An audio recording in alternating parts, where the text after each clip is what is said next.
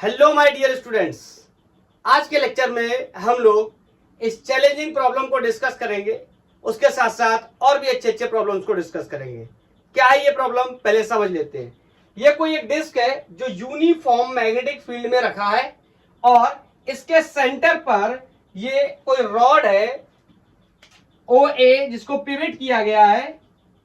इसका मतलब इसका एक्सिस ऑफ रोटेशन ये है और इंफॉर्मेशन मेरे को दे रखी है कि rod OA and loop are resistanceless. मैं बताता हूं, ये क्लोज लूप है और इस लूप के अंदर ये रॉड रोटेट कर रहा है एंड इंपॉर्टेंटली ये रॉड लूप को हर जगह क्या कर रहा है, टच कर रहा है। उसके बाद इसके साथ ही मैंने एक रेसिस्टेंस यहां कनेक्ट किया हुआ है सेंटर से और इसके रिम से अटैच किया हुआ है जिसकी वैल्यू कोई R दे रखी है। क्वेश्चन में कहा गया करंट बताइए इस रेसिस्टर के अंदर कितनी होगी, फर्स्ट पार्ट।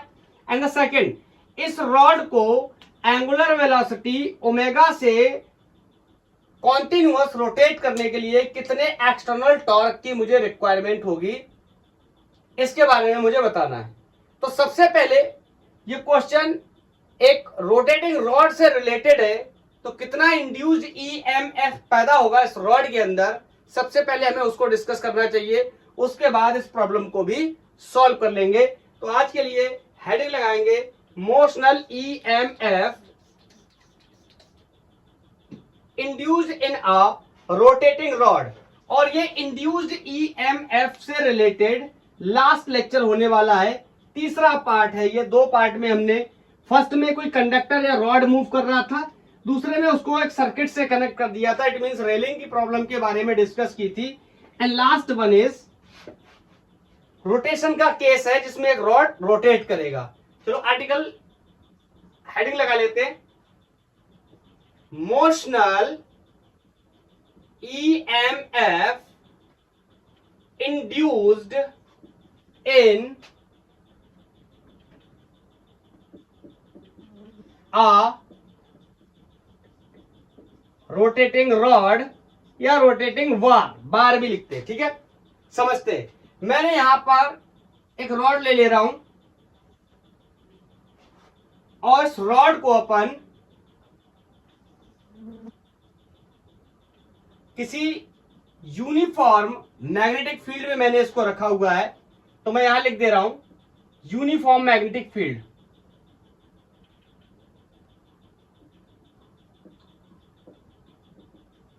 ठीक है, मैंने इसको यहां पिवट किया, मींस ये इसका क्या हो गया, एक्सिस ऑफ रोटेशन।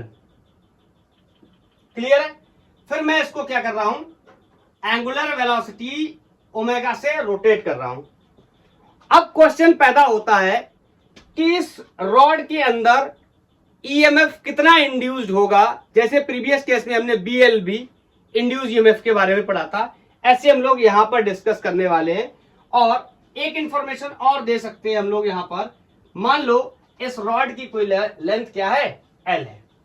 अब मैं इसको चाहूं तो इजी वे में ब्रेक करके कर सकता हूं। कैसे, मेरे को ये तो नहीं पता है इस रोटेटिंग रॉड की वजह से कितना EMF इंड्यूस्ड होगा, लेकिन मैं एक बात कह सकता हूं, अगर इस रॉड को मैं एलिमेंटल फॉर्म में काट लूं तो उसके एलिमेंट की वजह से कितना इंड्यूस्ड EMF हो सकता है, इसको मैं ट्रीट कर सकता हूं बिल्कुल उसी तरह जैसे एक कंडक्टर यूनिफॉर्म मैग्नेटिक फील्ड में मूव करता है तो कितना इंड्यूस्ड EMF पैदा हो सकता है, समझने की कोशिश करते। लेट्स से मैं यहां से कोई x डिस्टेंस गया और यहां से मैंने एक dx एलिमेंट काटा। Is that clear. अगर dx एलिमेंट मैंने काटा है, मैं यहां पे बनाता हूं उस dx एलिमेंट को स्पेशली। ये dx एलिमेंट बोलो जो मैंने काटा है एंगुलर वेलोसिटी से रोटेट कर रहा है, तो मैं कह सकता हूं इसकी लीनियर वेलोसिटी b होगी जो कि ऊपर की तरफ है। क्लियर है। अब आप मेरे से पूछ रहे हैं कि अगर ये b कैसे होगी, तो एंगुलर वेलोसिटी और लीनियर वेलोसिटी का रिलेशन हमें पता होना चाहिए, जो कि हमने क्लास 11th में UCM यूनिफॉर्म सर्कुलर मोशन और रोटेशन के अंदर दोनों ही जगह डिस्कस किया हुआ है।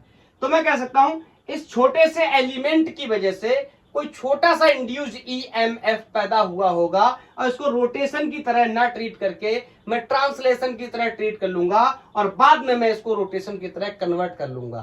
तो मैं कह सकता हूं इस छोटे से एलिमेंट की वजह से छोटा सा ईएमएफ इंड्यूस हुआ होगा, जैसे मैंने ई इंड्यूस लिख दिया, और ये क्या हो गया, एक रॉड का एलिमेंट है जिसको मैं ये मान के चल रहा हूं कि ये v स्पीड या v वेलोसिटी से इस डायरेक्शन में ऊपर की तरफ या किसी भी एंगल पे भी क्या कर रहा है, मोशन कर रहा है। तो इसके लिए मैं लिख सकता हूं, याद आया BLB, ये रिलेशन होता था किसी भी कंडक्टिंग रॉड का जो मूव करता था यूनिफॉर्म मैग्नेटिक फील्ड में। लेकिन यहां इस कंडक्टर की पूरी लेंथ तो ले नहीं सकता क्योंकि ये किसमें मोशन कर रहा है, रोटेशन मोशन कर रहा है। तो इस वजह से मैंने इसको काट करके इसका dx पार्ट ले लिया है, डिफरेंशियल पार्ट ले लिया है।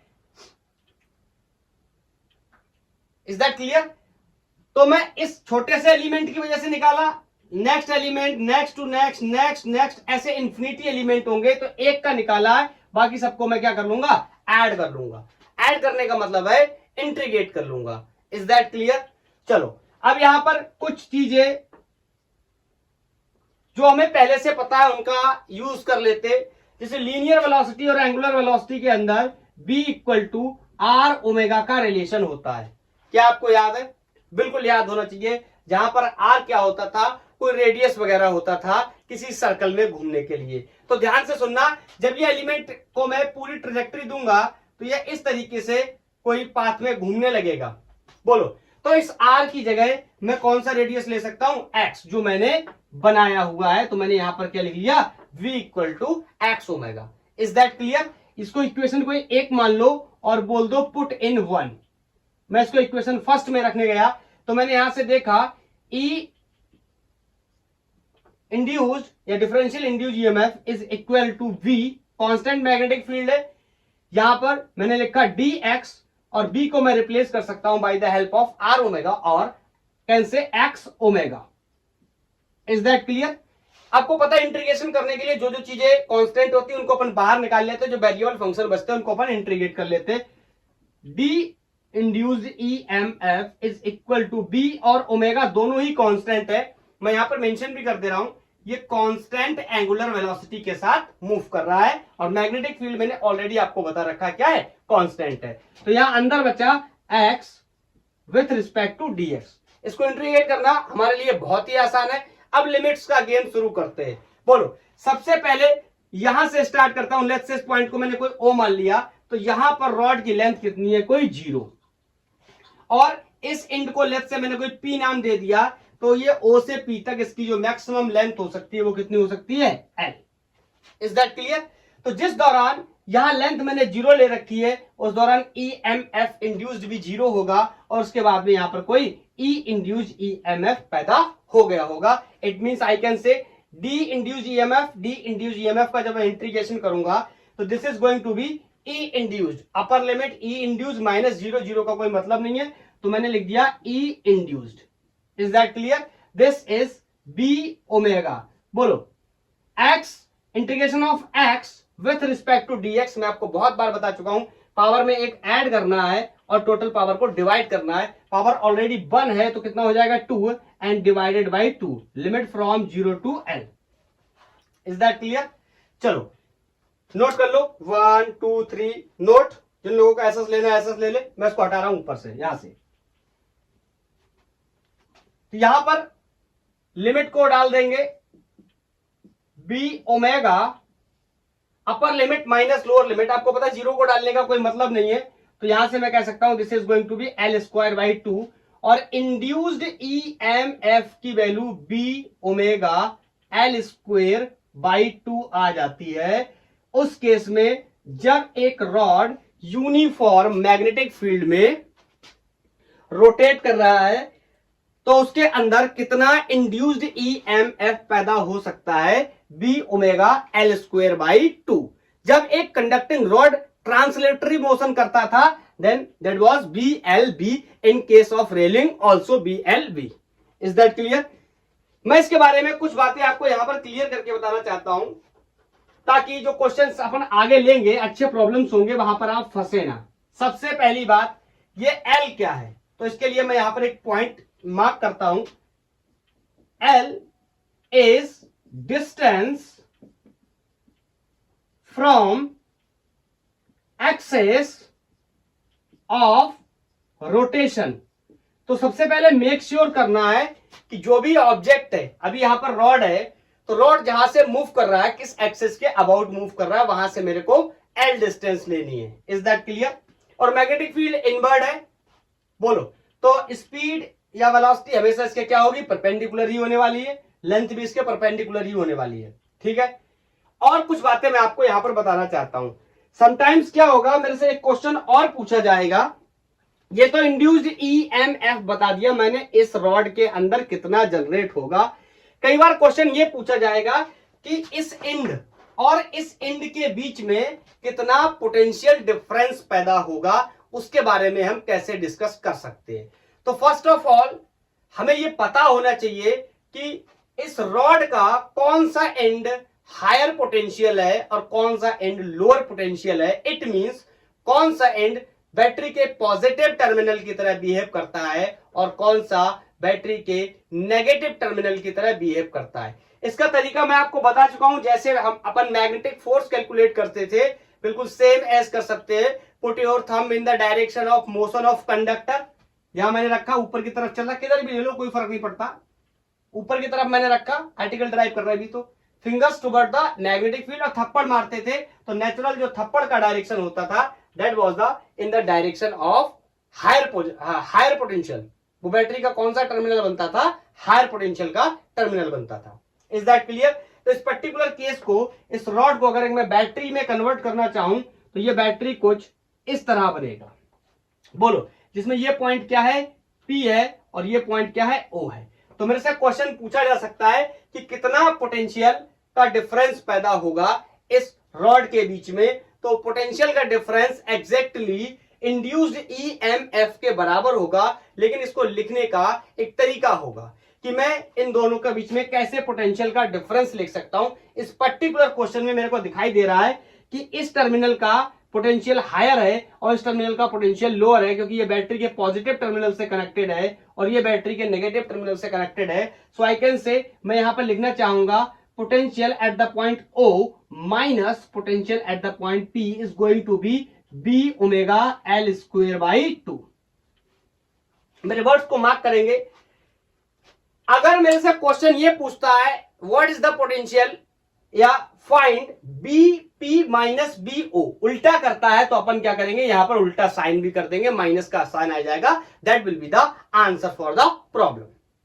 Is that clear? ये बेसिक बातें हम ध्यान रखेंगे। अगर नेक्स्ट क्वेश्चन में मेरे से पूछा जाता कि इन केस BPO क्या होगा, तो मैं कैसे लिखता, potential at the point P minus potential at the point O। Generally जब मैंने इसको एनालाइज किया, एक्चुअल में देखा मैंने, ये हायर पोटेंशियल है तो ये कैसा हो जाएगा, माइनस का साइन मैं यहां इस्तेमाल कर लूंगा। Is that clear? क्यों? क्योंकि ये हायर पोटेंशियल है, ये लोअर पोटेंशियल है, तो अगर मैं उल्टा लिखना चाह रहा हूं lower potential minus higher potential, तो इसका जो रिजल्ट होगा वो कैसा बचेगा, नेगेटिव। Is that clear? चलो नोट कर लो इसको।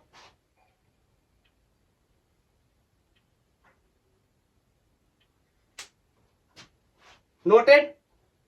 नोटेड। चलो अब मैं इसका एक जनरल तरीका आपको बताता हूं कि ये तो हो गया एक फिक्स रॉड के अक्रॉस हो गया, लेकिन कई बार मेरे को लिमिट्स चेंज करनी पड़ेगी, तो उसके लिए मैं आपको इस इंटीग्रल फॉर्म में, या इस इंटीग्रल फॉर्म में मैं आपको एक एक्सप्रेशन बताता हूं कि कैसे मैं इस्तेमाल करूंगा अलग अलग रॉड्स के बीच में, जहां पर मेरे को क्वेश्चन दिया होगा। नेक्स्ट क्वेश्चन अपन डीसी पांडे से लेंगे, वहां पर मैं आपको इसका एप्लीकेशन बताने वाला हूं। तो ये नोट कर लिया, सुनना मेरी बात को ध्यान से। ई इंड्यूस, मैंने शुरू कहां से करी थी कहानी, e induced is equal to B omega d x x, याद आया? ये मैंने स्टेप बनाया था, और इसी इंड्यूस्ड ईएमएफ को अब मैं रिजॉल्व करके कुछ बीओ माइनस बीपी लिख सकता हूं। आप बीपी माइनस बीओ भी लिख सकते हैं, तो आपको यहां माइनस के साइन का यूज करना पड़ेगा। तो आप क्या करेंगे, मान के चलेंगे छोटा सा इंड्यूस्ड ईएमएफ पैदा हुआ है, तो इसको क्या करेंगे, इंटीग्रेट करेंगे।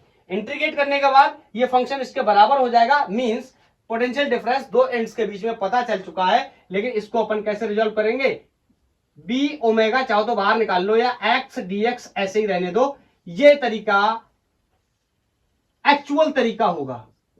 ये तो एक रिजल्ट हो गया। अब आप समझ गए होंगे कि ये रिजल्ट कब हो गया, जब लिमिट कहां से 0 से l है। इट इज नॉट नेसेसरी कि लिमिट 0 से l ही होंगे, 2l भी हो सकते हैं, 3l भी हो सकते हैं, l/2 भी हो सकते हैं। इसलिए मैंने एक जनरल तरीका बना करके आपको बता दिया। इस तरीके से यहां पर जो लिमिट्स बोले जाएंगे मैं उन लिमिट्स को प्लेस करूंगा। And very important, this l is going to be from axis of rotation. Is that clear? I think concept clear हो गया होगा। इसको नोट करो। नेक्स्ट क्वेश्चन की बात करते।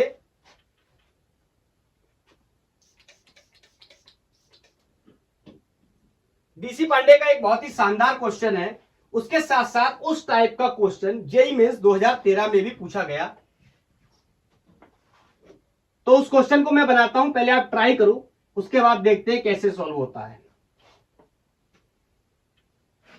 मेरे पास कोई एक रॉड है, डीसी पांडे का क्वेश्चन है। A rod of length 3l is rotating with angular velocity omega in a uniform magnetic field into the plane। Magnetic field कहां है? प्लेन के अंदर, मतलब बोर्ड के परपेंडिकुलर इनवर्ड है। क्लियर है? आपने दो चीजें बतानी है इसमें, मैं यहां पे मेंशन कर दे रहा हूं। फाइंड, पहला part B potential at the point A minus potential at the point C, और दूसरा potential at the point A minus potential at the point D. अभी लोग समझ रहे हो किसके बीच में? डायग्राम बना करके बताता हूं। ये कोई इस तरीके से मेरे पास एक रॉड है, और इस रॉड की जो टोटल लेंथ है दैट इज 3l, लेकिन इसमें एक ट्विस्ट है। इसका जो एक्सिस ऑफ रोटेशन है ना, यहां पर है। This is axis of rotation. Is that clear? और ये पॉइंट का नाम कोई C है, ये पॉइंट का नाम कोई A है, और इस पॉइंट का नाम कोई D है। एंड इंपॉर्टेंटली टोटल लेंथ तो 3l है, and this is l, and this length is also no, this length is 2l, and this is placed in uniform magnetic field perpendicular inward to the plane of the board, या आपके हिसाब से paper. Clear है? अब आपने बताना है कि इस पॉइंट और इस पॉइंट के बीच में कितना पोटेंशियल का डिफरेंस होगा, और इस पॉइंट और इस पॉइंट के बीच में, या इस एंड और इस एंड के बीच में कितना पोटेंशियल का डिफरेंस होगा। बोलो। एक बात मैं आपको और बता दूं, ये इस तरीके से एंगुलर वेलोसिटी ओमेगा से रोटेट कर रहा है। ठीक है, चलो ट्राई करो, पहला पार्ट ट्राई करो। मैं आपको टाइम देता हूं, 1 2 3 हो गया। चलो, इनका हो गया, अच्छी बात है। अगर इसका answer minus B L square omega by 2 आया है तो करेक्ट आंसर है। चलो देखते कैसे। इस एंड और इस एंड के बीच में निकालना है, तो मैं यहां पे बोल सकता हूं integral of E induce will be equal to B omega x d x. याद आया? ये जनरल मेथड मैंने बनाया था। लिमिट प्लेस करेंगे, वेरी इंपॉर्टेंट। लिमिट कहां से कहां प्लेस करेंगे? क्वेश्चन में मेरे से ए से सी पूछ रहा है। अब सबसे पहले तो मेरे को यह डिसाइड करना पड़ेगा कि कौन सा टर्मिनल हायर पोटेंशियल पर है और कौन सा टर्मिनल लोअर पोटेंशियल पे है। इसके लिए मेरे पास तरीका है, उसी हिसाब से मैं लिमिट को प्लेस कर दूंगा। मतलब मैं ये कहना चाहता हूं कि मुझे बी सी माइनस बी ए निकालना है या बी ए माइनस बी सी निकालना है। अकॉर्डिंग टू क्वेश्चन हमें आंसर बी ए माइनस बी सी करना है, लेकिन हमें चेक करना पड़ेगा कौन सा हायर पोटेंशियल पे है। तो चेक कर लेते हैं। बोलो। इस तरीके से घूम रहा है रॉड, तो put your thumb in the direction of motion of rod and fingers toward the magnetic field, और थप्पड़ मारेंगे। बोलो, इज दैट क्लियर? तो मैं इसकी आधी पिक्चर बनाता हूं, यहां से यहां तक की। इसका मतलब ये जो पॉइंट सी है ये हायर पोटेंशियल पर है, ये जो पॉइंट ए है ये लोअर पोटेंशियल पे है। Is that clear? तो मैं लिमिट भी कहां से लगा दे रहा हूं, आपको पता है डिस्टेंस कहां से लेनी है? एक्सेस ऑफ रोटेशन से। तो मैं मान के चल रहा हूं यहां पर जब मैं था तो डिस्टेंस 0 थी, इंड्यूस ईएमएफ 0 था। जब मैं यहां कहीं पहुंचा तो डिस्टेंस L हो गई और इंड्यूस ईएमएफ E हो गया, लेकिन मैं जब उसको एक्सपोज करने जाऊंगा देन मैं क्या लिख सकता हूं BC माइनस BA। आप कहोगे सर मुझे तो A माइनस सी बताना, कोई बात नहीं, मैंने अभी भी बताया था, पलट देंगे बाद में। तो यहां से मैं लिख सकता हूं B ओमेगा कांस्टेंट हो गया और यहां से x dx limit from 0 to L। Importantly this L from axis of rotation, this is the axis of rotation. Is that clear? तो अभी अभी इसको इंटीग्रेट किया था, ये हमारे लिए बहुत ही आसान है। तो BC minus BA is going to be, मैं डायरेक्ट लिख दूं क्या, B omega L square by 2। Is that clear? But this is not the question. Question ये है कि BA माइनस BC कितना होगा, तो मैं जब इसको उल्टा करूंगा तो यहां पर माइनस का साइन लगा सकते। Is that clear? तो BA minus BC is going to be minus B omega L square by 2 is the answer of the first problem. Is that clear? बोलो, इज दैट क्लियर? अब next part है कि इस and और इस and के बीच में मेरे को पोटेंशियल का डिफरेंस बताना है कितना होगा। तो मैंने अभी अभी आपको बताया कैसे कैलकुलेट कर सकते हैं। देखो, कुछ लोग कहेंगे कि मैं यहां से काम चालू करता हूं और यहां लेके जाता हूं और पोटेंशियल देख लेता हूं कौन सा हायर है कौन सा लोअर है, ठीक है। उसके बाद जब लिमिट्स आप डालने जाएंगे तो एक प्रॉब्लम आएगी। एक्सेस ऑफ रोटेशन यहां है, मैं डिस्टेंसेस कहां से लेता हूं, एक्सेस ऑफ रोटेशन से लेता हूं। तो अगर मैं डायरेक्ट यहां से और यहां तक लगा दूंगा तो प्रॉब्लम हो जाएगी और जो आंसर मैं सोच रहा हूं शायद वो आंसर नहीं आएगा। तो मुझे क्या करना चाहिए, मैं इसको हटाऊं, आप ट्राई करो तब तक। 1 2 3 कर लिया। मैं आपको एक और तरीका बताता हूं, क्यों ना मैं ऐसा करूं, इस एंड इसको भी मैं एक एंड की तरह ट्रीट कर सकता हूं, यहां से इसके इस पॉइंट के और इस पॉइंट के बीच में पोटेंशियल का डिफरेंस निकाल लूं। समझना मेरी बात को, मैं क्या कह रहा हूं। मैं आपसे ये कहना चाहता हूं कि VA माइनस VD मेरे को बताना है, और इसको मैं अगर ऐसे लिख दूं कि VA माइनस VC, ऐसा नहीं लिखना चाहिए क्योंकि ये हायर पोटेंशियल है, तो मैं इसको ऐसे कर देता हूं BC माइनस BA में से अगर मैं इसको घटा दूं minus VD minus VC। Is that clear? कुछ समझ आया? नहीं आया कोई बात नहीं, मैं इसको हटा के अब सॉल्व करता हूं तब समझ आएगा।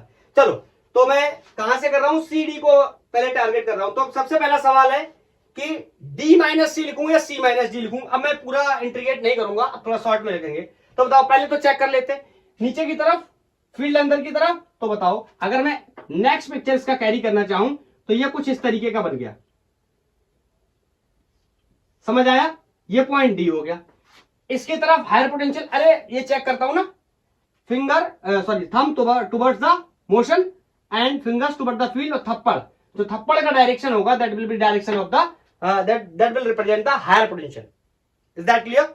अब देखो, ये एक वर्चुअल रॉड जो थी वो दो मैंने बैटरीज या सेल जैसा कन्वर्ट कर लिया, और ये सबको पता है हम कैसे सॉल्व कर सकते हैं इसको। Is that clear? ये करंट इलेक्ट्रिसिटी में हमने पढ़ा हुआ भी है। बोलो, चलो, तो मैं यहां से यहां के बीच में पहले कैलकुलेट कर लेता हूं। तो बोलो BD माइनस BC कर लेता हूं। हायर कौन है, D, लोअर कौन है, C। तो integral of B omega x dx, and the important thing is limit. पहले मैंने किसको मार्क किया, किसको प्रेफरेंस दिया, D को। तो यहां पर मान लेता हूं इसकी लेंथ 0 होगी, जैसे मैंने यहां पर मानी थी। तो यहां 0 से स्टार्ट करता हूं और कहां तक आऊंगा, कहां तक आऊंगा, अगर आप इस तरीके से देख रहे हो तो माइनस x डायरेक्शन की तरफ मूव कर रहा हूं, तो आप इसको -2L लिमिट भी ले सकते हो, no problem. Is that clear? ठीक है। तो VD minus BC is equal to, इसको सॉल्व करना तो बहुत ही आसान है, मैं लिख सकता हूं V omega x square by 2 limit from 0 to -2L। Is that clear? अब देखो, यहां जब मैं लिमिट रखने जाऊंगा तो मैं कह सकता हूं BD minus BC is B omega. बताओ, ये 0 रखने का तो कोई मतलब है नहीं। जब इसकी जगह मैं रखूंगा -2L, तो उसका स्क्वायर करूंगा, that is going to be 4L square by 2। Is that clear? बोलो। तो जब मैं इसको सॉल्व करूंगा तो ये 2 हो जाएगा। तो यहां से VD minus BC will be equal to 2b omega L square. Clear? बोलो clear? Potential of point d minus potential of point c मिल गया। अब मेरे को इस इंड और इस इंड के बीच में पोटेंशियल एक्चुअली में कैलकुलेट करना है। तो अब आप मेरे को बताओ, इन दोनों के बीच पता चल गया है, इन दोनों के बीच भी पता चल गया है, तो मैं इसको इस तरीके से अरेंज कर दूं कि ये सी वाला टर्म क्या हो जाए, एलिमिनेट हो जाए, तभी मैं डायरेक्ट इसके और इसके बीच में क्या कर सकता हूं, कैलकुलेट कर सकता हूं। ठीक है, मैं पूरा करके भी दिखाऊंगा, जो गलत हो जाएगा उसके बारे में भी बताऊंगा। चलो तो मैं लिख देता हूं डायरेक्ट यहां पर, बोलो क्या लिखूं, potential at the end A minus potential at the end B, यही तो मेरे को बताना। इसको मैं कैसे लिख सकता हूं, मेरे को सी एलिमिनेट करना है, तो देखना बी ए माइनस बी सी मैंने लिख दिया, और उसके साथ मैं इसको घटा दूं किसके साथ, B C minus we D. क्या मैं जो चाह रहा हूं वो हो पाएगा, आप चेक कर लो, खुद ही समझ आ जाएगा आपको। मेरे को सी एलिमिनेट करना है, क्या यहां से सी एलिमिनेट हो रहा है, बिल्कुल नहीं हो रहा है, बिल्कुल नहीं हो रहा है, ये बल्कि और जुड़ के दुगना हो जाएगा। Is that clear? तो मैं अगर इसको उल्टा करके लिख दूं, जो कि मैंने अभी निकाला हुआ है, समझे, V D minus B C, अभी ठीक है। ये जब मल्टीप्लाई होगा तो ये प्लस हो जाएगा, ये माइनस, तो ये कैंसिल आउट भी हो जाएगा, और बी ए माइनस बी डी जो मैं चाह रहा था वो मिल भी जाएगा। Is that clear? चलो, v A minus we d, मैंने इसकी वैल्यू निकाली हुई है, अगर आप चेक करेंगे जाके तो मैंने इसकी वैल्यू पहले से निकाली हुई है, पहले प्रीवियस केस में, v omega L square by 2। बोलो क्लियर है? और इसकी value minus we D minus B c की value 2v omega L square, ये माइनस का आया था, याद करो। B C minus b a तो प्लस का आया था, लेकिन मैंने जब उसको पलटा था तो ये नेगेटिव हो गया था। अब ये देखो 1/2 है माइनस का, और ये 2 है, तो 2 और आधा कितने हो जाएंगे, 2.5। तो मैं कह सकता हूं इसको जोड़ने के बाद V A minus we D is going to be 5/2 B omega L square is the answer for this problem. Clear है? क्लियर है? बोलो क्लियर? अब जो जैसे हम सोचते हैं, परसेप्शन जो हमारा रहता है, जिसे सोचकर हम गलत कर सकते हैं प्रॉब्लम को, वो उसके बारे में बताता हूं। नोट कर लो, 1 2 3 नोटेड, ओके।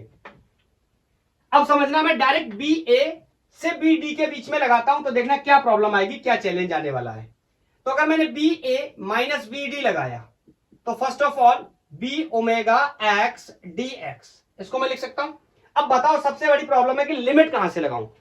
कुछ लोग ऐसे होंगे जो कहेंगे कि सर ये तो एक्सिस ऑफ रोटेशन है, तो यहां से ए पॉइंट को आप माइनस एल ले लो, ठीक है, अपोजिट डायरेक्शन में, और इस तरफ जाओ तो इधर कितना ले लो, 2l ले लो। Is that clear? चलो, तो ये हो गया B A minus we D is equal to B omega, बाहर आ गया, एक्स का integration with respect to d x is going to be x square by 2 and limit from minus L to plus 2l। अब इस limit को put कर देंगे तो V A minus D B D is equal to B omega, 2 को मैंने बाहर common ले लिया ये वाले को, तो यहां रखूंगा, ये हो जाएगा 4l square. Is that clear? Is that clear? और माइनस का साइन फॉर्मूले की वजह से, upper limit minus lower limit, और यहां पर जब इसकी जगह रखने जाऊंगा कितना, माइनस एल, तो स्क्वायर होकर क्या हो जाएगा, प्लस एल। समझ आया? अपर लिमिट एक्स की जगह पहले 2l रख दिया तो 4l स्क्वायर, फिर एक्स की जगह माइनस एल रखा तो माइनस एल का square will be plus L square, और यहां से जब मैं इसको सॉल्व करूंगा तो ये आएगा V A minus we D is equal to, ये कितना होगा, 4 में से 1 गया 3, this is going to be 3/2 B omega L square. ये आया आंसर। अभी तो मेरा 5/2 आया था, मतलब 2.5 आया था, अभी ये तो 1.5 रह गया। समझ गए ना किस तरीके से सॉल्व करेंगे? तो डायरेक्ट जो लोग ऐसे करने की कोशिश करेंगे उनका आंसर इस तरीके से क्या हो जाएगा, गलत हो जाएगा। Is that clear? चलो नेक्स्ट क्वेश्चन।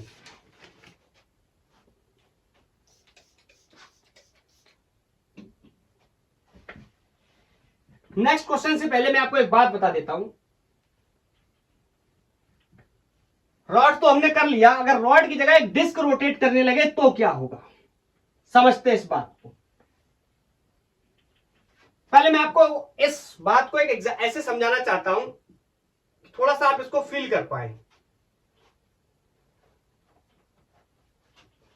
तो हेडिंग लगा लेंगे induced EMF due to a rotating disc. सुनना, ये रॉड थी ना, ये रॉड थी ऐसे, ये रॉड मूव कर रही थी, इसकी वजह से निकाला। मान लो एक रॉड और हो ऐसी, इसकी वजह से भी उतना ही। मान लो एक रॉड और हो, इसकी वजह से भी उतना ही। ऐसे मैं इस तरीके से इसको रॉड से भर दूं, रॉड से भर दूं। समझ गया मैं क्या कहना चाहता हूं। अब इसका उल्टा सोचो, मेरे पास एक डिस्क है, डिस्क है, इसके अंदर मास भरा है, और इस डिस्क का अगर मैं इस तरीके से एलिमेंट काट लूं, बोलो, और इस एलिमेंट की वजह से निकाल लूं और बाकी एलिमेंट का जोड़ दूं, तो भी तो आंसर उतना ही आएगा। मैंने एक डिस्क को पतले रॉड में काट लिया, या बहुत सारे रॉड्स को मिला करके एक डिस्क बना दिया, तो एक ही बात तो होने वाली है।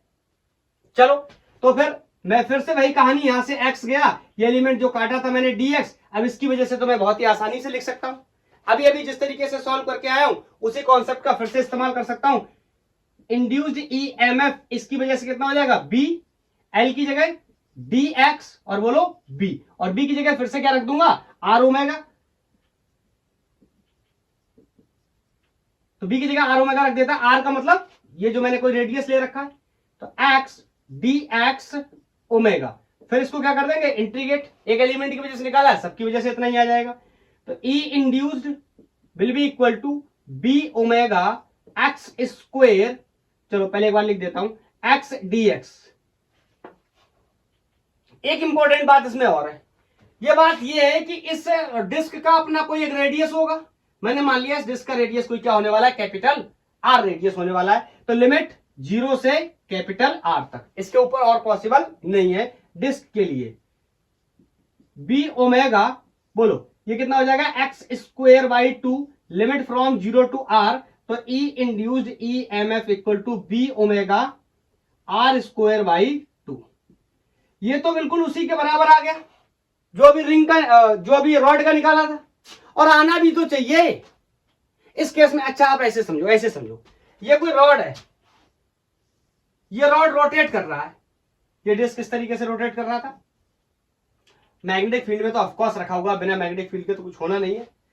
तो इसकी लेंथ आप R कर दो, या फिर ऐसे सोचो, ये रॉड जब घूमेगा तो एक सर्कल बनाएगा, और वो सर्कल क्या कहलाएगा, डिस्क कहलाएगा, क्योंकि इसके पास क्या है, मास है।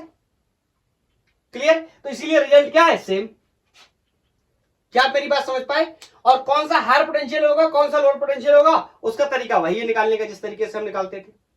इज दैट क्लियर, बोलो, कोई डाउट नहीं होना चाहिए। हटाऊं। अब जो क्वेश्चन हम लोगों ने बोर्ड पे हुक किया था लेक्चर के दौरान, उसी से मैं शुरुआत करता हूं। आपके पास क्वेश्चन होगा, आप चाहो तो देख सकते हो उसको पीछे से और सॉल्व कर सकते हो। मैं बनाता हूं, नहीं ये वो वाला क्वेश्चन नहीं, उससे पहले एक क्वेश्चन और करते हैं, उसके बाद वो वाला करेंगे, नो प्रॉब्लम। पहले मैं एक क्वेश्चन और ले लेता हूं।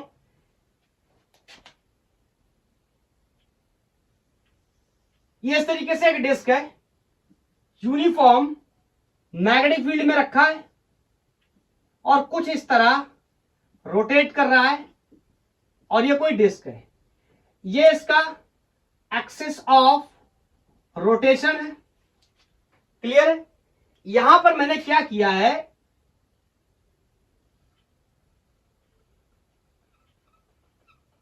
इस डिस्क के रिम को से कनेक्ट करके एक रेसिस्टेंस लगाया है, और इस रेसिस्टेंस को डिस्क के सेंटर से मैंने जोड़ दिया है। क्लियर है।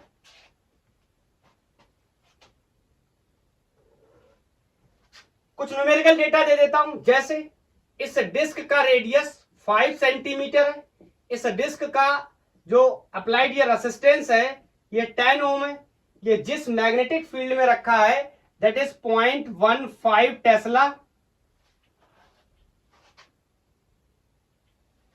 0.15 नहीं, आंसर मैच नहीं करेगा, 0.40 टेस्ला। क्लियर है?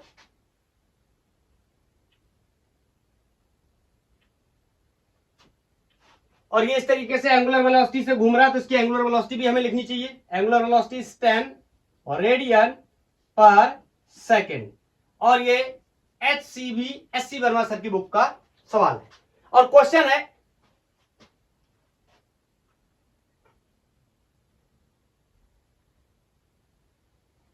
Question is calculate induced current in are resistor या रेसिस्टर आर। इजी होने वाला है। देखो कैसे कैलकुलेट करेंगे, तो पहले तो इस डिस्क की वजह से इंड्यूस ईएमएफ पता कर लो, फिर उस इंड्यूस ईएमएफ से इंड्यूस करंट पता कर लो। जो करंट इस जो इंड्यूस ईएमएफ इसमें होगा वही बैटरी यहां बन गई होगी, तो उसको रेसिस्टेंस से डिवाइड कर देंगे, इतनी करंट आ जाएगी। और इंड्यूस ईएमएफ निकालना मेरे लिए बहुत ही आसान है, बल्कि मेरे को तो इसका एक्सप्रेशन भी पता, अभी अभी निकाल के आया हुआ, half B omega R square. Is that clear? यहां पर सारी वैल्यूज को पुट कर देंगे।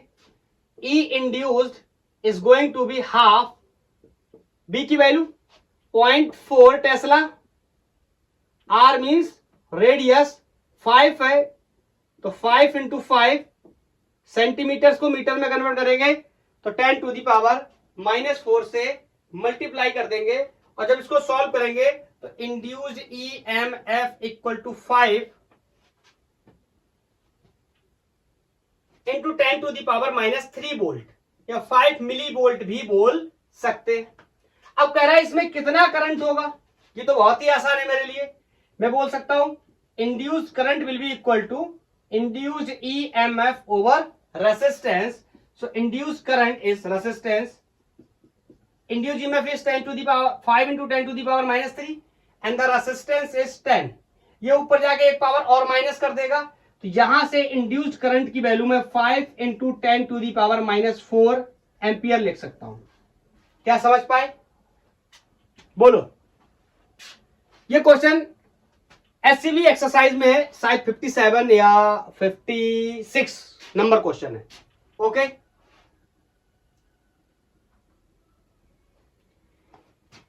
ये क्लियर हो गया। इसके साथ मेरे को और एक इसमें इंटरेस्टिंग क्वेश्चन जोड़ना है। वो इंटरेस्टिंग क्वेश्चन ये है, हटा दूं इसको, सोल्यूशन को हटा दूं, यहां पर नोट कर दे रहा हूं।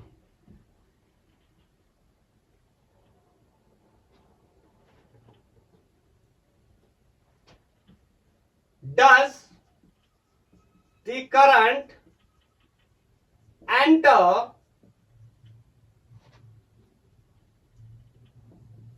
द डिस्क या फिर करंट लीव करेगी और leave it at centre. Means direction of current की बात करना चाहते हैं। क्या करंट इस सेंटर को छोड़ती हुई रिम की तरफ जाएगी या करंट डिस्क में एंटर करेगी, मतलब रिम से सेंटर की तरफ आएगी।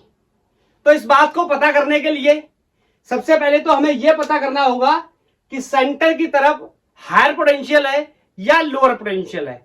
अगर हायर पोटेंशियल होगा तो करंट यहां से लीव करेगी, पॉजिटिव टर्मिनल से करंट निकलती है, और लोअर पोटेंशियल होगा तो एंटर करेगी। तो क्वेश्चन का जो आंसर है वो डिपेंड करता है कि जो बैटरी बनती है हमारी उसकी पोलैरिटी क्या होगी। अगर सेंटर की तरफ नेगेटिव आता है तो पहला वाला पार्ट सही हो जाएगा, डस एंटर, इसका मतलब हाँ एंटर करेगी।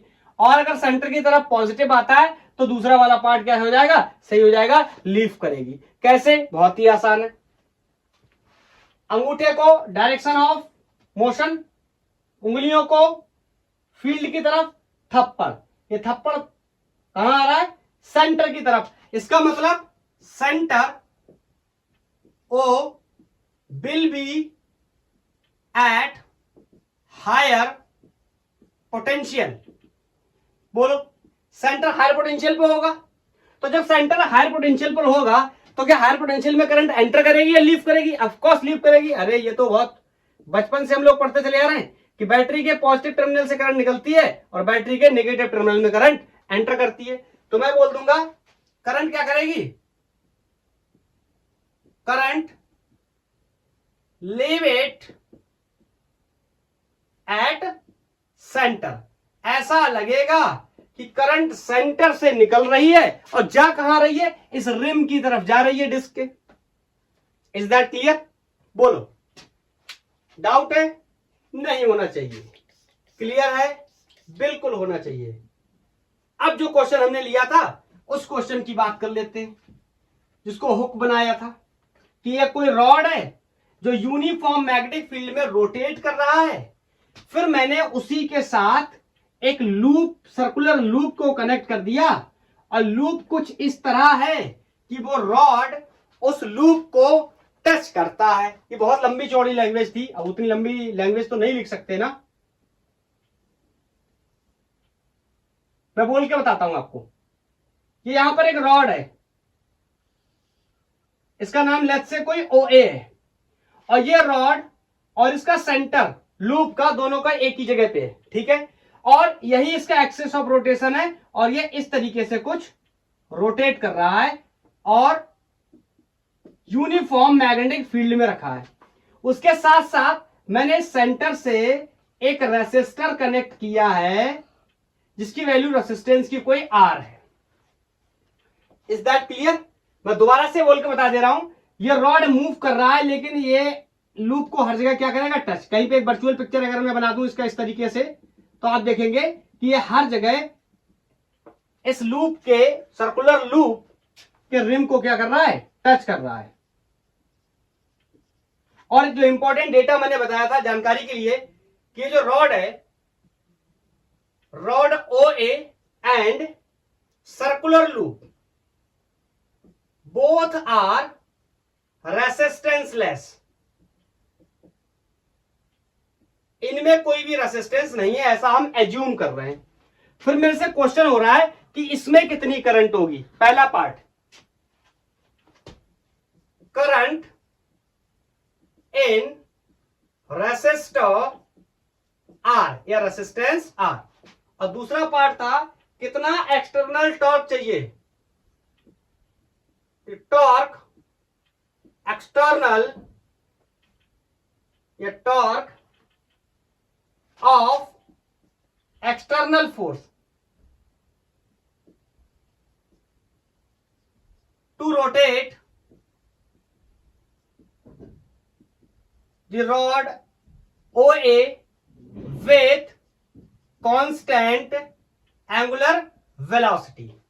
ठीक है, एक एक करके बात करते हैं। सबसे पहले वाले क्वेश्चन की बात कर लेते हैं कि कितना करंट बनेगा। तो कितना करंट बनेगा उससे पहले तो मुझे यह पता होना चाहिए इस रॉड के अंदर कितना इंड्यूस्ड EMF पैदा होगा। चाहो तो आप डायरेक्ट एक्सप्रेशन का यूज कर सकते हो या फिर हम अपने इंटीग्रेशन वाले मेथड को भी यहां पर यूज कर सकते हैं। मैं कह सकता हूं the induced EMF between two ends of rod को लिख सकता हूं मैं क्या? D induced EMF B, convert कर ले रहा हूं direct, B omega x d x. इसको क्या करेंगे? इंटीग्रेट। हाँ, एक चीज मेरे को और बतानी चाहिए, ये जो रॉड है OA, इसका जो लेंथ है ये छोटू A है कोई, ठीक है, जरूरत पड़ेगी ना, तो इसका जो लेंथ है ये कोई क्या है? छोटू A है। तो अब समय बिना जाया किए हुए डायरेक्ट लिखते हैं बी ओमेगा, ये कितना हो जाएगा? X square by 2, limit from 0 to A। यहां सेंटर से शुरू करता है और यहां तक जाता है तो मैक्सिमम लेंथ इसकी कितनी है? A। तो यहां से इंड्यूस्ड EMF की value B omega A square by 2। आप मेरे को एक बात बताओ, इतना इंड्यूस्ड EMF पैदा हुआ इस रॉड के अंदर, या इसको ऐसे बोलूं, यह रॉड अब एक बैटरी बन गया और उस बैटरी का जो EMF है वो इतना है। अब ईएमएफ जैसे टर्म से दिक्कत नहीं होनी चाहिए, हम लोग करंट इलेक्ट्रिसिटी पूरी डिस्कस कर चुके हैं। इसका मतलब ये एक रॉड बन गया, सॉरी एक बैटरी बन गया, बैटरी की पोलैरिटी भी चेक कर लेते। बोलो ऊपर की तरफ मूव कर रहा है फील्ड अंदर की तरफ, मतलब सेंटर की तरफ कैसा होगा, हायर पोटेंशियल। मतलब अगर इसका मैं वर्चुअल एक बैटरी बनाना चाहूं तो ये कुछ इस तरीके से, बोलो इस पॉइंट को मैंने कोई ओ नाम दे दिया और यहां से कोई इस तरीके से रेसिस्टर लगा हुआ है, तो यहां से कोई ना कोई करंट निकलेगी, वही करंट इस रेसिस्टर में जाएगी जिसकी वैल्यू कोई क्या है, रेसिस्टेंस की आर है। कितनी होगी, बहुत आसान है, मैं लिख सकता हूं, यहां पर ऊपर मेंशन कर रहा हूं। बोलो इंड्यूस्ड करंट कितनी होगी, इंड्यूस्ड ईएमएफ ओवर रेसिस्टेंस। तो induced current will be, EMF की value B omega A square by 2 divided by R, resistance से डिवाइड कर दिया, इतनी करंट बन करके आएगी। बोलो नेक्स्ट पार्ट सॉल्व करने के लिए आप तब तक ट्राई करो, मैं आपको बाद में बताता हूं, हिंट कर देता हूं। करा कितना एक्सटर्नल टॉर्क चाहिए, मेरी बात को ध्यान से समझना। जब भी कोई कंडक्टर या current carrying conductor magnetic field में रखा होता है तो वो एक मैग्नेटिक फोर्स एक्सपीरियंस करता है, मूविंग चार्जेस एंड मैग्नेटिज्म में हम लोग ये बात पढ़ चुके हैं। और अगर उस पर फोर्स लग रहा है और फोर्स कुछ इस तरह लगे कि वो टॉर्क पैदा कर दे, क्योंकि ये रोटेट कर रहा है तो टॉर्क पैदा होगा, किसका, torque due to the magnetic field या due to the magnetic force. Magnetic field से जो फोर्स लगेगा उसकी वजह से टॉर्क पैदा हो जाएगा, और उसी टॉर्क को मैं कैलकुलेट कर ले रहा हूं। क्यों, क्योंकि मेरे से कहा जा रहा है कि कितना टॉर्क लगे। मान लीजिए उदाहरण के लिए कोई एक्स टॉर्क लगता है और मान लेता हूं कि क्लॉकवाइज डायरेक्शन में एक्स टॉर्क लगता है, तो मेरे को कितना टॉर्क लगाना चाहिए ताकि ये कांस्टेंट एंगुलर वेलोसिटी से घूमता रहे। आपको ट्रांसलेशन में, ट्रांसलेटरी मोशन में ये तो पता ही होगा कि एफ नेट जीरो होने का क्या मतलब होता है। एफ नेट जीरो होने का मतलब होता है एक्सेलरेशन जीरो होना, या ऐसे लिखूं F equal to M A. बोलो एफ जीरो होने का मतलब या तो मास जीरो या एक्सेलरेशन जीरो। मास तो जीरो पॉसिबल है नहीं, एक्सेलरेशन जीरो। एक्सेलरेशन जीरो होने का मतलब दो बातें संभावित तौर पे, पहली ही बात सही होनी चाहिए कि वेलोसिटी कैसी होनी चाहिए, कांस्टेंट, या वेलोसिटी कैसी होनी चाहिए, जीरो। जीरो का तो यहाँ कोई कॉन्सेप्ट नहीं क्योंकि घूम रहा है, तो वेलोसिटी कैसी होनी चाहिए, कांस्टेंट।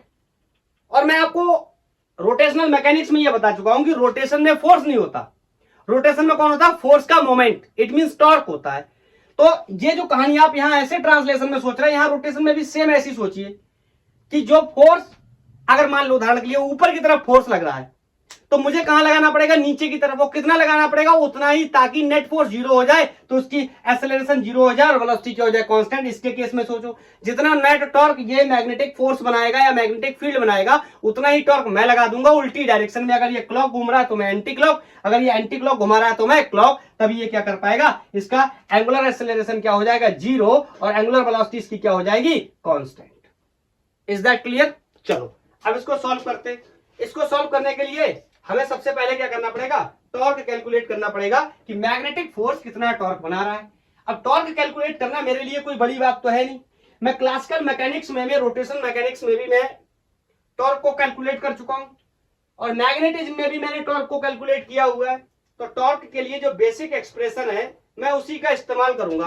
बोलो टॉर्क क्या होता है, perpendicular distance into force.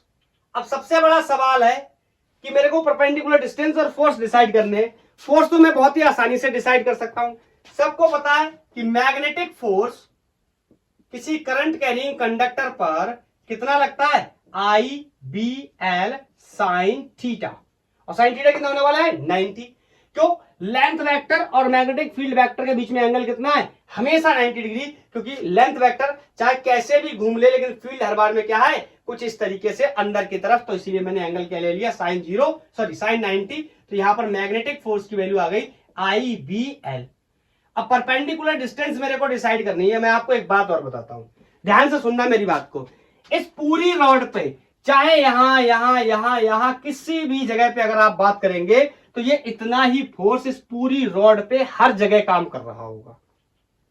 Translatory motion की अभी बात चल रही है, लेकिन अपन को इसको घुमाना है तो मैं ऐसा मान लूं क्या, ये पूरी रॉड पर डिस्ट्रीब्यूटेड है कौन, मैग्नेटिक फोर्स, और मैं इसको कहां मान लूं, ऐसे सेंटर पे मान लूं, तो ये इसको क्या कर पाएगा, ऊपर की तरफ रोटेट करने के लिए पुश करेगा। Is that clear? फिर मेरे को डिस्टेंसेस भी क्लियर हो जाएंगी और मैं क्वेश्चन को इजीली सॉल्व कर सकता हूं। तो मैं यहां पर बताने जा रहा हूं, magnetic force on rod OA is uniformly distributed. Uniformly distributed, पूरे रॉड पे फोर्स लग रहा है, तो मैं क्या मान लेता हूं, सेंटर पे लग रहा है। ट्रांसलेटरी मोशन में हम ऐसे तो करते हैं, ट्रांसलेटरी मोशन में क्या होता है, CM कमांडर होता है, मैं बहुत बार बता चुका हूं आपको ये बात।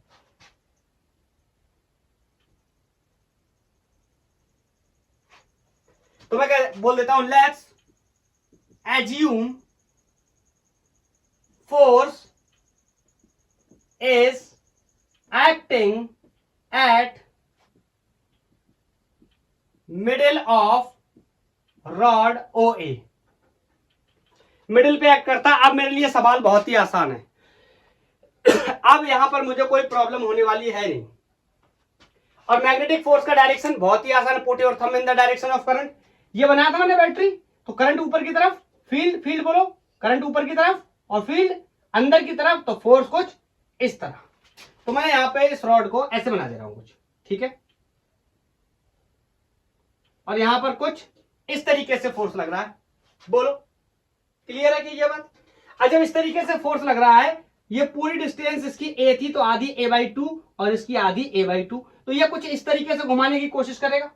मतलब जो टॉर्क बनने वाला है वो कैसा बनेगा,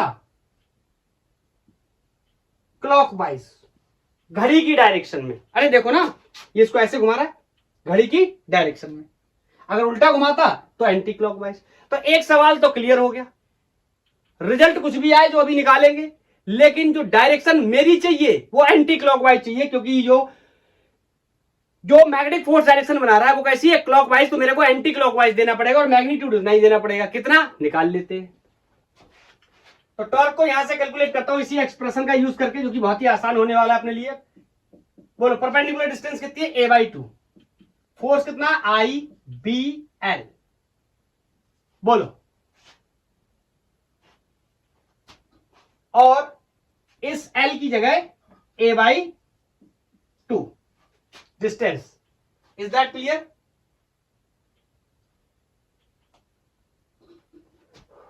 बहुत ही ज्यादा गर्मी है गाइस। हाँ, और मेरे को अभी अभी मैंने निकाला कि करंट की वैल्यू कितनी आई थी, B⍵A²/2R। अभी भी मैं कैलकुलेट करके आया हूं, आप पीछे से देख सकते हैं। यहां पर मैं सब सारी वैल्यूज को रखूंगा, तो A और एक ये power, A to the power कितना हो गया 4, और ये B है, और ये भी कितना है B, तो कितना हो जाएगा B², और ये ω², सो आई कैन से B² ω² A⁴ अपॉन 2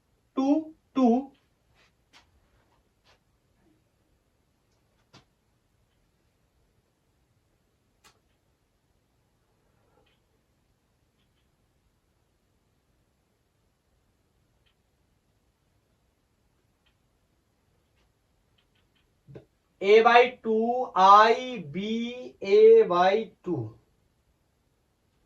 ये हो गया फोर्स, ये हो गया परपेंडिकुलर डिस्टेंस, और वो हो गया करंट।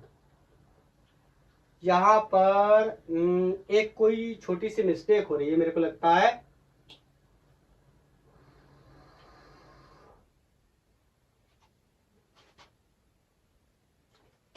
मैं बताता हूं आपको कितना आएगा, आप चेक कर लेना बाद में। नीचे 4R आना चाहिए,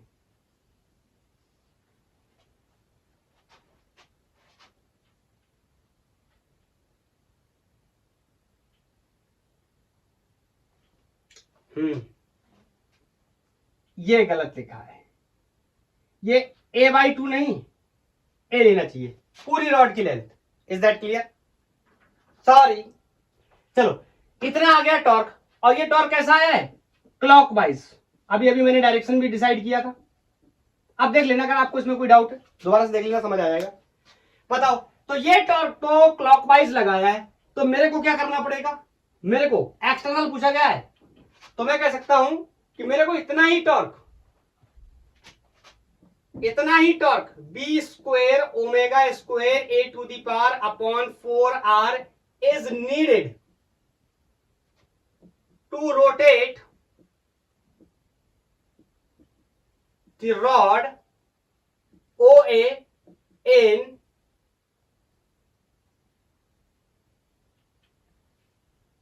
OA with omega in anti-clockwise direction।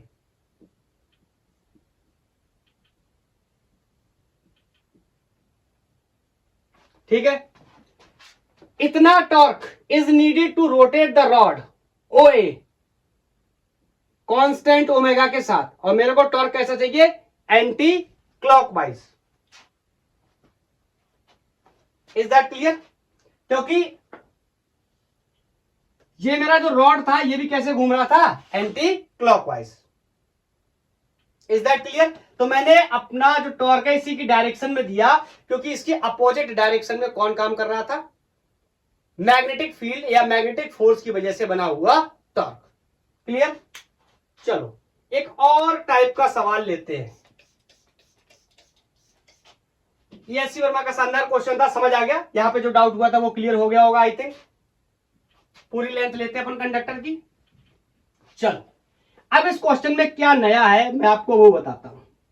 मैं एक क्वेश्चन ले रहा हूं, मेरे पास कोई एक स्क्वायर टाइप का लूप है और ये लूप यूनिफॉर्म मैग्नेटिक फील्ड में रखा है। मैं यहां पर बनाता हूं इसका डायग्राम। मेरे पास ये कोई एक स्क्वायर टाइप का लूप है, ठीक है, और इंटरेस्टिंगली इसको इसके डायगोनल्स के अबाउट एंगुलर वेलोसिटी ओमेगा से घुमाया जा रहा है। स्क्वायर लूप है तो इसका साइड लेंथ मैंने कोई ए ले लिया, ठीक है। मेरे से क्वेश्चन पूछा जाता है, और एक बात और है, इसमें नंबर ऑफ टर्न्स लिख लो, नंबर ऑफ टर्न्स आर छोटू n, and this question is also from SCB, SC Verma का प्रॉब्लम है। मेरे से कह रहा है कैलकुलेट इंड्यूस्ड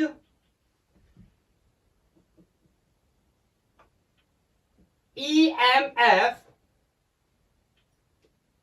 इन लूप।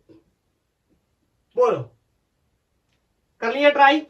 यहां पे इंपॉर्टेंटली मैं आपको एक बात बताना चाहता हूं, यहां पर अगर जितनी भी पढ़ाई हम करके आए उसमें इस क्वेश्चन में क्या डिफरेंस है, ना तो इसमें कोई रेसिस्टर लगा है, ठीक, ना कोई करंट की बात पूछी गई है, इंड्यूस्ड EMF की बात पूछी गई है, तो ना तो ये एक रॉड है इसके बारे में हमने पढ़ाई करी थी, ना ये कोई डिस्क है, ये कुछ एक रेक्टेंगुलर लूप है और ये घूम रहा है, और इसमें मैग्नेटिक फ्लक्स अगर चेंज होगा तो इंड्यूस्ड EMF पैदा होगा। मैंने लेक्चर में आपको प्रीवियस लेक्चर में एक बात बताई थी कि इंड्यूस्ड EMF किस तरीके से चेंज हो सकता है। एक इंपॉर्टेंट मैंने बात बताई थी कि एंगल के चेंज होने से भी इंड्यूस्ड EMF चेंज हो जाएगा। जब ये घूम रहा है, जब ये घूम रहा है कुछ इस तरीके से घूम रहा है तो इसका एंगल चेंज होगा। बोलो, तो इसका फ्लक्स चेंज होने के लिए सबसे पहले मैं इसका फ्लक्स लिखता हूं, क्या हो गया, BA cos थीटा, ये फ्लक्स होता है जनरली। लेकिन प्रॉब्लम क्या है, यहां पर मैग्नेटिक फील्ड फिक्स है, मैं लिख देता हूं, ये यूनिफॉर्म मैग्नेटिक फील्ड है, ठीक है, तो ये तो फिक्स हो गई, और ये जो लूप है इसका एरिया भी फिक्स हो गया एक ही बार में। कितना एरिया होगा इसका, स्मॉल a स्क्वायर। तो इसमें जो फ्लक्स चेंज हो सकता है वो एंगल के ओरिएंटेशन की वजह से हो सकता है, और एंगल के चेंज होने की वजह से इंड्यूस्ड EMF पैदा हो सकता है। बोलो, तो इस एंगल को मुझे हटाना है, ये थीटा कांस्टेंट नहीं है, कैसे हटा सकते हैं, एंगुलर कॉन्सेप्ट को लगाकर हटा सकते हैं। आपको पता होना चाहिए, क्लास 11th में हमने पढ़ा है एंगुलर वेलोसिटी क्या होता है, angular displacement per unit time होता है। तो एंगुलर डिस्प्लेसमेंट थीटा को मैं यहां ओमेगा टी लिख सकता हूं, तो यहां से मैंने लिख दिया flux is going to be BA cos omega T. अब क्लियर है कॉन्सेप्ट, क्यों, ये एंगुलर वेलोसिटी ओमेगा से घूम रहा है, और कोई तरीका नहीं है इसमें फ्लक्स चेंज होने का। अगर इसमें इंड्यूस्ड EMF पैदा हो रहा है तो यही एक तरीका है, क्योंकि ये लूप रोटेट कर रहा है, घूम रहा है, घूमने में एंगल चेंज होने की वजह से यहां पर फ्लक्स वेरी करेगा और फ्लक्स के वेरी करने से इंड्यूस ईएमएफ पैदा होगा। मे भी इंड्यूस करंट नहीं पूछा गया तो इंड्यूस ईएमएफ की बात करेंगे। अगर इसका कुछ ना कुछ रेजिस्टेंस होता तो इंड्यूस करंट की भी बात कर सकते थे, क्योंकि ये क्या है, क्लोज लूप है। क्लियर है? तो अब इसको क्या कर देंगे, D phi over D T, Michael Faraday के नियम से क्या हो जाएगा, माइनस, या ऐसे लिखता हूं एक लाइन और पीछे करके, इंड्यूस्ड ईएमएफ क्या होता है, minus D phi upon D T, ये होता है माइकल फराडे का नियम।